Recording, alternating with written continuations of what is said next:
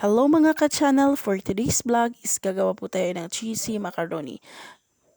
Una po ibuhos ang macaroni sa ating kawali, tas lagyan po natin ng evaporated milk.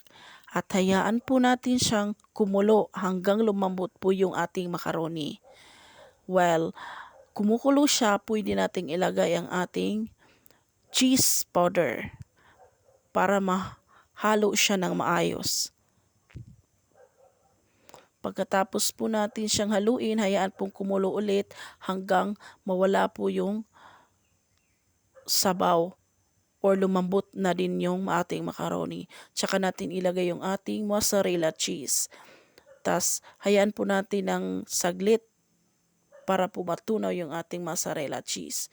Tas ganyan na po yung resulta ng ating cheesy macaroni.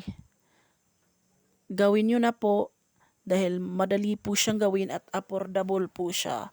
Thank you for watching and don't forget to subscribe my YouTube channel.